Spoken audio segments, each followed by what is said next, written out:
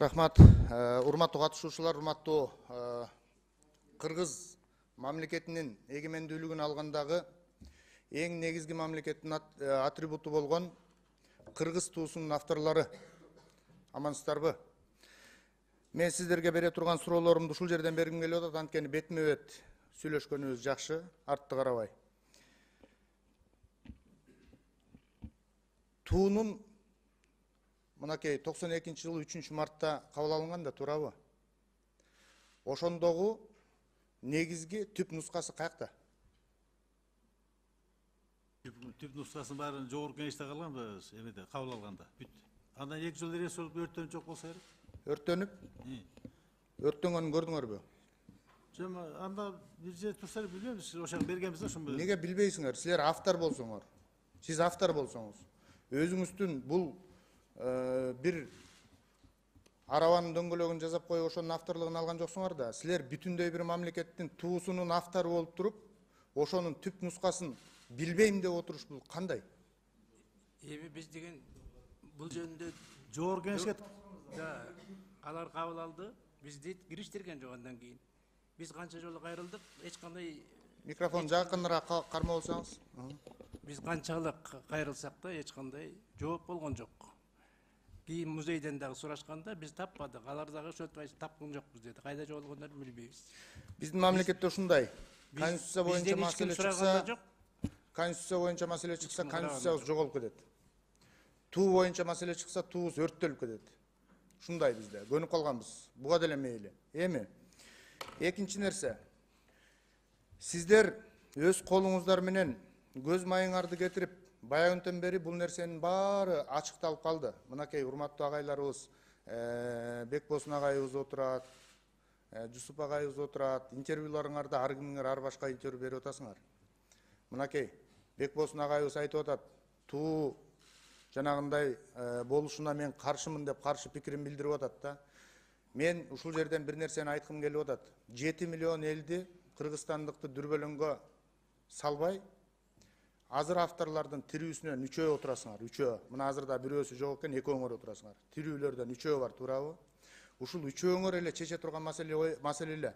3 каршыбыз айланайын. Биздин туубуз ушул бойдон эле калсын. Өзгөртүүсүз эле турсун. Түндүгүбүз деле ошол. Желегибиз деле, байрагыбыз деле, асабабыз деле ушул бойдон калсын десе, эч ким сиздерге, эч ким, бир дагы адам сиздерге каршы пикир кылып зордомок эмес. Эми мен айтып берейин. Мына бул жерде бизде талаш болуп аткан нерсе. Могул символика деп аталат, туугандар. Бул реализм эмес. Бул символика. Туу. Мына бул жерде турган 3 чамгарак жакпай атат, Эмне үчүн 3 чамгарак жакпай атат сизге, урматтуу автор? Жусуп агай, айтыңызчы. Эмне үчүн 3 чамгарак жакпай атат сизге? Жок, мен 3 жакпай атат деген жокмун. Себеби 3, 4 экөө айме деле жок го. Мисалы азыр түндүктүн баардыгы 2 кылып койсо деле болот. 4 болуп калып атат азыр. 2 кылып койсо деле боло береби? Эми экөө бир себеби мындай да, 3, 4 болгондо түндүк чоңойгон сайын 4 болот чамгарагы. Түндүк кичирейген сайын 3 болот. Мындай кылыңыздарчы, башында ушуну 3-өнү кабыл алып атканда эмне болгон сөздөр болду эле? Сиздердин мурдагы унутуп калбасаңыздар, эски интервьюңуздарда өз оозуңуздар менен айткан сөзүңүздөр турат. Эмне үчүн 3 чамгарак? Биз деген башында 3'тү тандап алдык. Бунун өзүнүн немелери бар. Ар бир символдун өзүнүн түшүнүктөрү бар. Туура. Мынакей кечээ карап отуруп,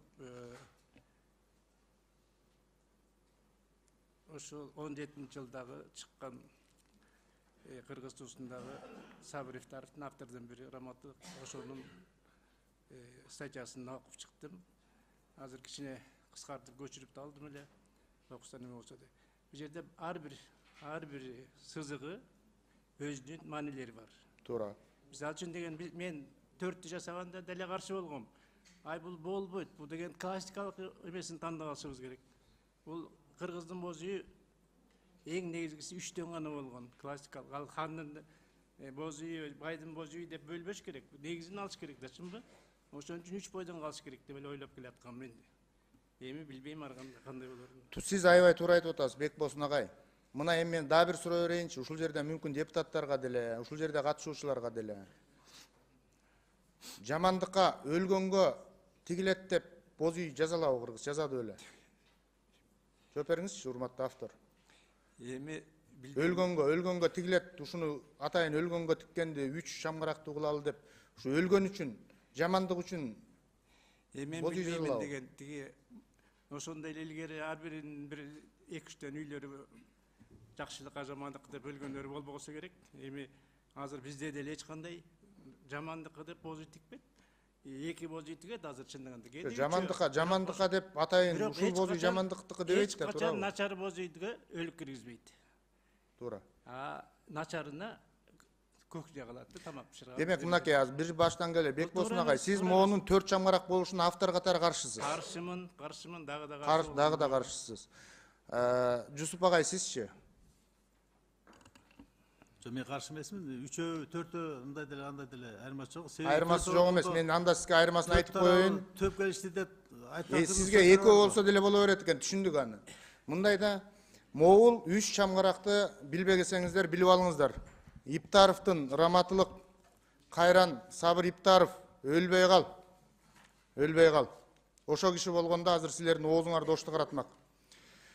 Ал киши болгондо эмдигиче ушул тууну анализдеп, иликтеп, жиликтеп баарыңарга так даана коюп бермек.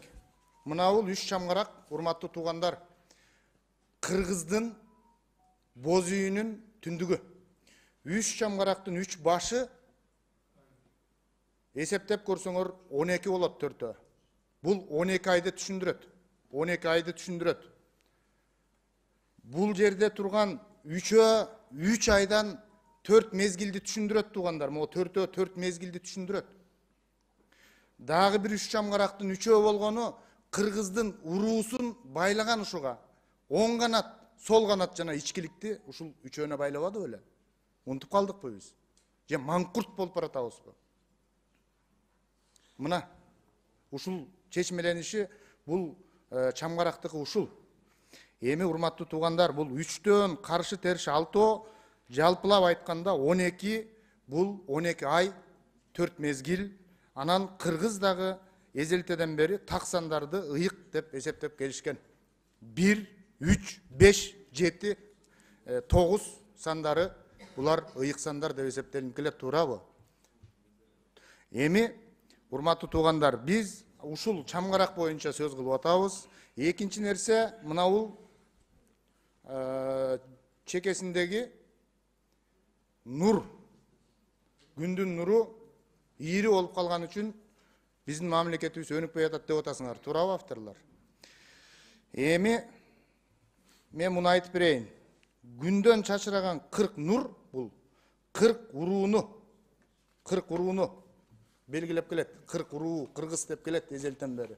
Муну биз жинди болуп калбасак, 40 уруу кыргыз экенибизди элдин баары тааныйт жана билет. Жана ошондой эле бул күн караманын жалбырагы эмес, урматтуу туугандар. Бул Умай эненин символун билдирген кыргыз оюму менен берилген. Умай эненин нурлар, бул наристенин колдоочусу болгон Умай эненин баарыбызды эне төрөгөн, эне баккан, эне өстүргөн, урматтуу туугандар. Ошол Умай эненин колдоочусу, бул наристенин колдоочусу Умай эненин эн тамгасы. Ою ошондой деп айтылып келген. Мен бала кезден, мен мектепте жүргөндө да ушинтип окуткан. Баарын ушинтип окуткан.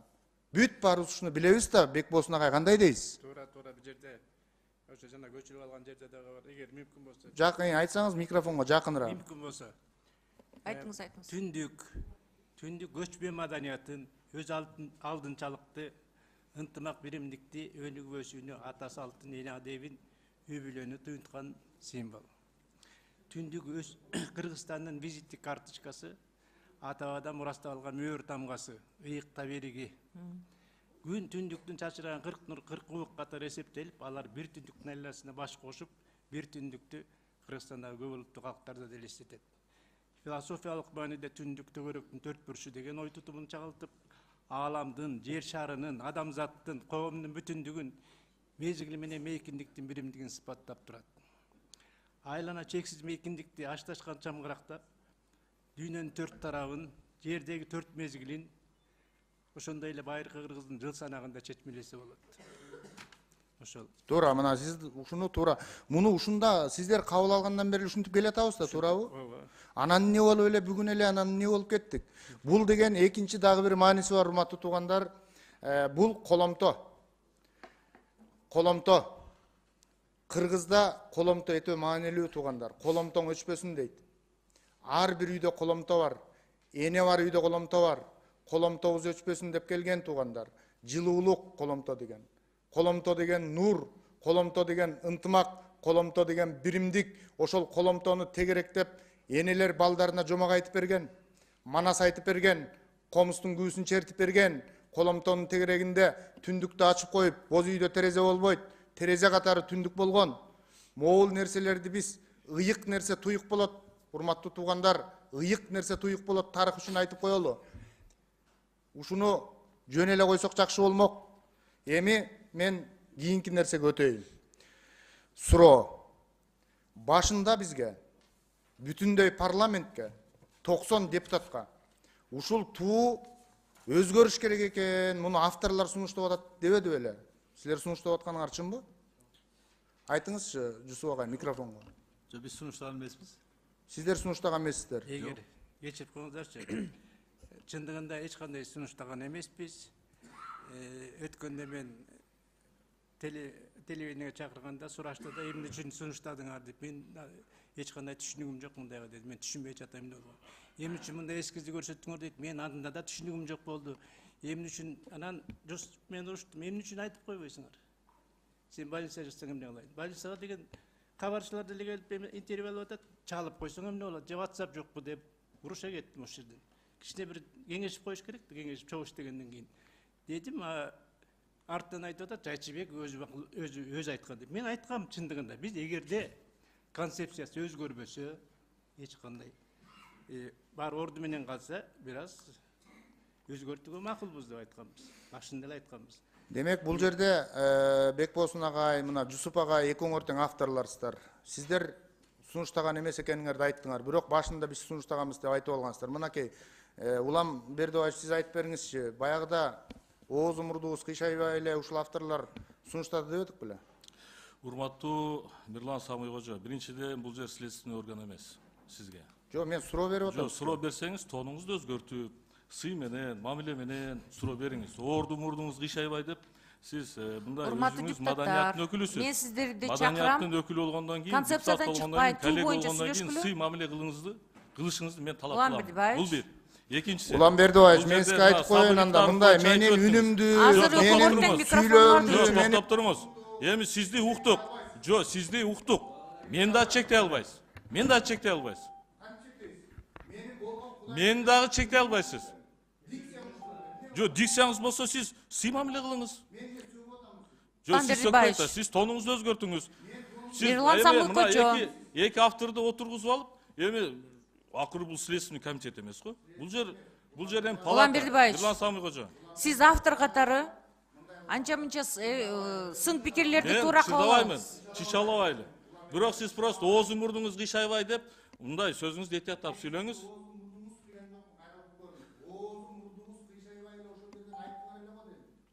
Сиз эгерде стенограмманы көтөрсөк, сиз айтып атасыз. Сиз анда сөзүңүздү артка алыңыз.